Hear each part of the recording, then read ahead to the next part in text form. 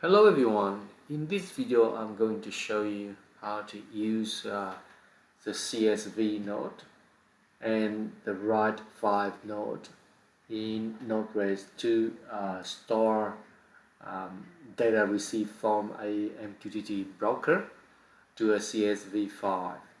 So on the screen we already have the flow from the previous activities when we have a MQTT node that receive data from a weather sensor and uh, send it to a JSON node and finally to a function node. That's what it does, is try to count the number of messages, right? And send it to the debug console. So that's you already have this flow from the previous activity. Now in these activities, what we going to do is we're going to add a CSV node to the flow and also the write file node, and the purpose is to actually log the data that we receive from a MQTT server to a CSV file. So to do that, it's quite simple. So you can see from the parser tab, we just drag the CSV node to the editors, and we also drag the write file node. So that's the two nodes that we are going to need, that we will need to store data in the CSV file. So we will start to write the output of the MQTT to the input of CSVs, and from the output of CSV to the file, right? And then now let's perform some setting. With the CSV, then there are a few things that we want to set up. The first one is we want do we want to have the CSV file at the comma separated file. So we can have a few options to separate data in CSV file. You can use the tab, space, semicolon, but by default we can use just a comma, right? And there's another options what you can choose. So we can choose to skip the first rows if we decide to, if the first row, for example, is a row that contains the column names, so we can ignore it. Or you can include the first rows, like if we have this tick, then the first rows will basically specify the column names in the file, right?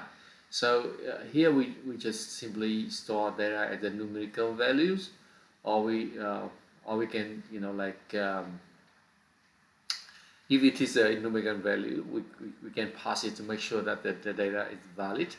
But otherwise, we just give some indicator to the node to understand and to be able to pass the data, right?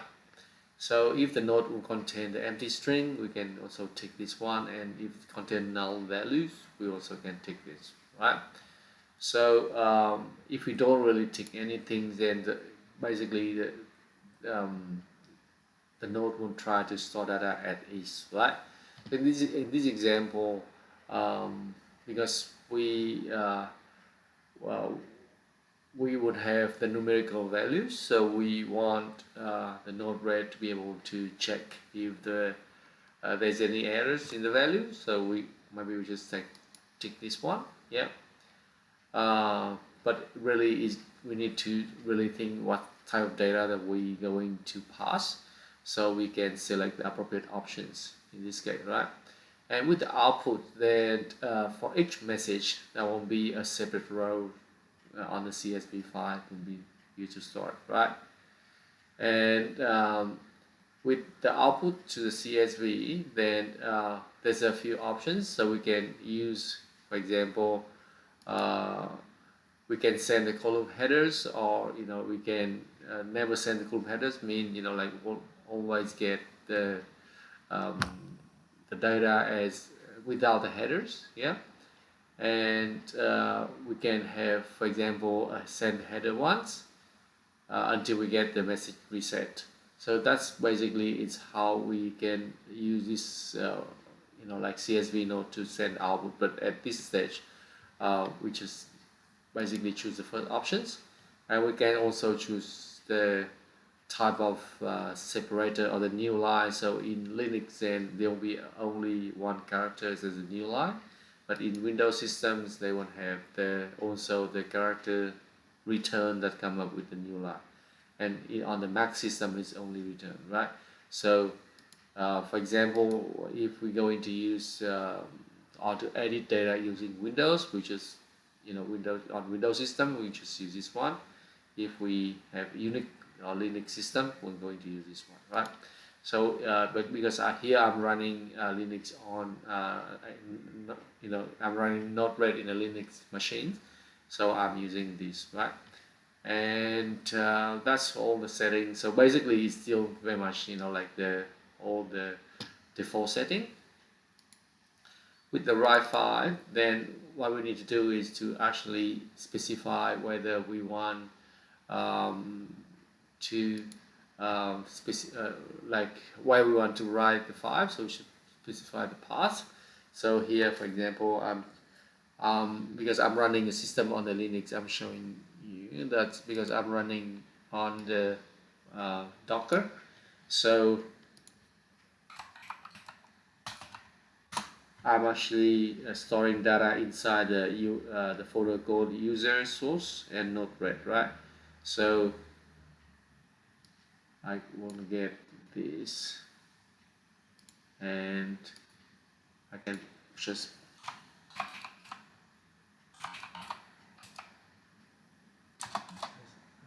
see, but you can put it where you want in your system, right? So for example, I can have from data, or maybe sample, and then or maybe just put it right, put it like a sample or CSV, right? And I have an option to create a directory if doesn't exist, yeah. And what I choose to do is to append whatever the data that I received to the file, right? With encoding, there's a number of options that I can use to encode the data. So if the data is a Unicode data, you might want to choose, for example, UTF-8, but I choose the default at this stage, right? And just for the sake of demonstrations, okay? So all done. Now what I need to do is to actually deploy the node, yeah? And the node is successfully deployed, it's connected, so I'm going to inject some data to MQTT and check whether we have any data in the CSV, right? What you can do is we can actually check the CSV now. So I actually bring and use the MQTT clients. Yeah, I'm just going to inject this data, and I just set it. Let's connect it first. Connected and inject this few data. Yeah, maybe inject another one. Yeah, and now the data injected, and then let's check the content, right? And then to do that, I need to go to the Docker, go to terminal, and if I check, and there should be a file called sample.csv, yeah. And then if I try to see content, and you can see that they basically put the data in, right? So that's the data, and it's simply that it actually put in the value, and because here we don't send out any heading, so this only basically only pass the values in each message received, and it's stored in the file, right? So that's how it actually works with this CSV node. And you can play with this node and try to change different settings and check if actually how the settings will impact the output. Okay, yep.